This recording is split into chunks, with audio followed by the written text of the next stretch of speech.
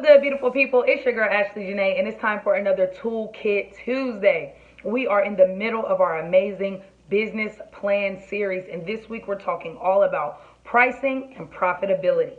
There are 4 basic areas that we're going to cover that are going to help you leaps and bounds in your business, not only to go into business or maintain your business, but to help your business grow. So the 4 main areas that we're going to be covering is operating expenses, your COGS, cost of goods sold, a break-even analysis, and understanding the difference between revenue and income. As always, thank you so much for stopping by, and if you find value in this video, please give me a big thumbs up, share this video with someone that you care about, and make sure you turn on your post notifications so you don't miss a thing, okay? Let's jump into it. First, what are operating expenses? Your operating expenses will be determined based on the type of business that you have. If you're selling a product or if you're selling a service, your operating expenses will look different. So, you have fixed expenses and you have variable expenses. Your fixed expenses are the expenses that do not change no matter what. Certain things you want to be thinking about for your business are the rent, the utilities. Do I have to pay insurance? Is there a bank fee that I need to pay? Don't forget those little things. Lawyer's fees, okay? What are my fixed monthly expenses? What are the things that I need to make my business run every month no matter what, okay? Secondly, you have a variable expense. So variable expenses will include things that change based on the demand for your product or service, based on your production. So if it costs on a normal basis $5 to produce the materials for your product, but now you have a much larger demand, your manufacturer might give you a bulk price, which could be a better price. So that expense might change from month to month. So you have to think about what are the variable expenses. So the cost of your raw materials, the cost of manufacturing, and sometimes the cost of labor. As your demand grows, sometimes you might need to add on a manager, add on more labor, okay? Don't forget when you're doing your fixed and your variable expenses to add yourself in. If you know you want a certain salary that's always going to stay the same, okay. Some of us entrepreneurs, and when we're starting our new businesses, we take our salary and we base it on how much income that we have, okay? Not your revenue, your income. And we're going to talk about that in a second. So I want you to be thinking about this as you're formulating your business. What are my fixed expenses? What are my variable expenses? Secondly, COGS.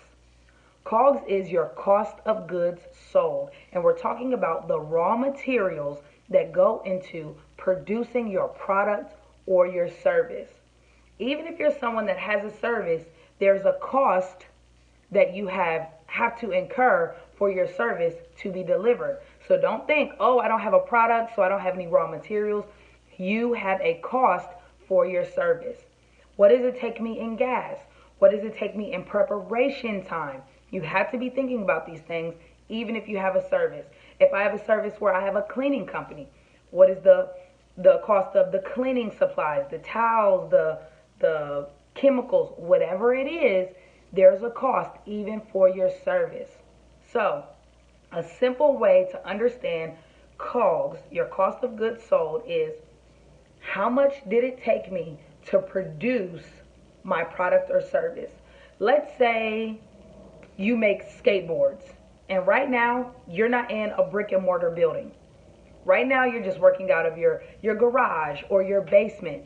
So you have pretty low fixed expenses, but you still have to pay for your raw materials. You might need electricity for your power tools. You need lights, and things like that, okay? So you might not have a huge rent, but you might have insurance. You definitely still have to pay for marketing. There are things that you have to consider.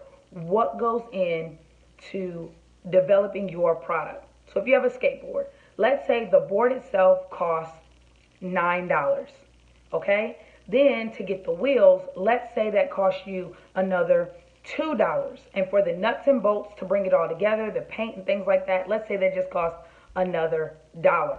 Okay? $12 would be your COGS, cost of goods sold. So in order to produce your skateboard, that variable expense for your COGS will be $12.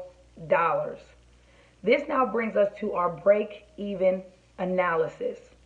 The reason why you need a break-even analysis is to understand, okay, how much money do I need to produce and how much of my product or my service do I need to sell in order to make sure that my business is maintained, not growing, not being profitable. This is a break-even analysis. Just to break even, just to cover my fixed and variable expenses, my raw materials, my labor, my marketing, my rent, my utilities, etc. My break-even analysis shows me how much I have to produce in order to maintain my business. So using the skateboard example, if we know the COGS, the cost of goods to produce this skateboard is $12. Let's say you set your price at $45. That leaves you with $33 left over, okay? $33, that small margin will help you determine your break-even analysis. And this is how you do it. It's a very simple formula. You take the total of your expenses, your fixed expenses that it costs to run your company. Let's say you have the very low fixed expenses of $2,500 a month. That's all you're paying to maintain your skateboard building business. That covers all of your fixed expenses, your variable expenses, your labor and everything. $2,500. Now that little margin that you have, because you know you had to set your price at $12 or above. $12 is just the raw material to make your skateboard. So you set your price at $45. That leaves you $33 left. Okay? Now, you take that $2,500, your total fixed expenses, and you divide that by 33. That should give you a number around 75. That will be how many skateboards you need to sell at $45 each skateboard in order to cover those basic monthly fixed expenses. Your variable expenses is built into the cost of the skateboard itself, your COGS. Your variable expenses, $12. Okay? Your fixed expenses, $2,500. You have $33 left over, so you need to make sure you get that $33 75 times. Then you can cover the cost of your fixed expenses. That's how you do your break-even analysis. So you need to determine in your business, whether it's a product or a service, how many times do I have to go to my speaking engagement? How many houses do I need to clean? How many cars do I need to detail? If you have a service, if you have a product, how many of my fitness programs do I need to sell? How many calendars do I need to sell? How many apps do I need to sell that I've created? You have to determine how many of these products do I need to sell in order to cover just my basic expenses. When you understand that number, when you get your break-even analysis, you understand your starting point. Remember, you are not yet profitable. This is just to break even. And from there, that has to be the lowest price that you set. So you determine if this number, 75 skateboards a month, is too overwhelming for me. What you do then is adjust your price. And this is where a lot of entrepreneurs and starting business owners run into trouble, because we set our prices way too low, because we try to cater to everyone, and everyone is not our audience. So if you say, man, it's just me and I can't do 75 skateboards a month, or you could do the converse. Oh, that's easy. You adjust your price accordingly. So if you don't want to sell 75 skateboards a month and you only want to sell half of that, you need to double your price. So instead of your skateboard being $45, your skateboard now needs to be $90. Because at $90, your margin after your cost of goods is paid for is a lot larger. So you get to that number of 2,500 a lot quicker. You understand? That's how you determine the way you're going to set your price. A lot of times we feel like we just want to set a price at whatever's fair and whatever is nice and whatever's comfortable and whatever other people can afford. It is important to remember when setting your price, everyone is not your customer. And I know sometimes that's a hard concept for us to grasp because a lot of us, we have so many noble causes and great ideas and we want to help everybody. And you can. But help does not mean shorting yourself because you don't want to run into an area where you cannot deliver on what you promised because you became overwhelmed. If you cannot produce at the price point you set, you have to adjust your price. If you know that there is a value in your product, set your price accordingly. It's only fair to yourself and even those that you're helping. People will pay for what they prioritize. So do not be afraid to set your price based on the value that you're offering or the amount of time and energy that you put into it. Behind the scenes, people do not see what we go through as entrepreneurs, business owners, product developers. People will not see it. Do not be afraid to set your price accordingly. Okay? Last but not least, I want you to understand the difference between revenue and income. And so I made a very simple little diagram. Okay. So I want you to take a screenshot of this so you have something to refer to. But I'm going to break it down for you. So let's say using your skateboard shop, you brought in $300,000 that year. That is your revenue. Revenue is what you brought in based on your product or service that you sold, okay? From that, you have to subtract what it costs to produce your product or service, your COGS. So you take your revenue minus your COGS. Let's say that was $125,000. That will leave you with $175,000. That is what's known as your gross profit. Your gross profit is not $300,000. That's your revenue. Your gross profit is $175,000. Okay? Then from there, we have to subtract the operating expenses. Remember your operating expenses, those every month like clockwork expenses that you need to make your business run. Let's say your operating expenses were $75,000. Okay? And these are all very realistic numbers. $75,000 for your operating expenses. That would leave you with $100,000.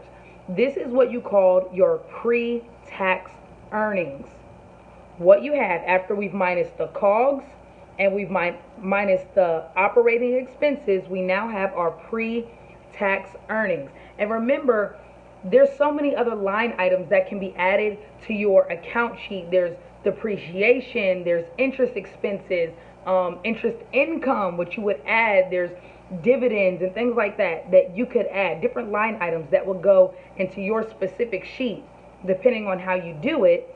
But this is very basic so you can understand. So let's say from your $100,000, your pre-tax earnings, because you haven't been taxed yet, now you have to pay taxes. Let's say your taxes were $17,500. Remember, revenue up here, what you brought in. Your business brought in $300,000. But down here, after we've now paid taxes, calculated our COGS, calculated our operating expenses, we paid our $17,500 in taxes. That leaves us with $82,500. And that is your net income. That is income.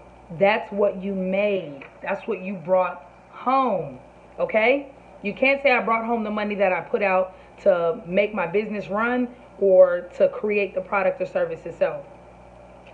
Net income, $82,500.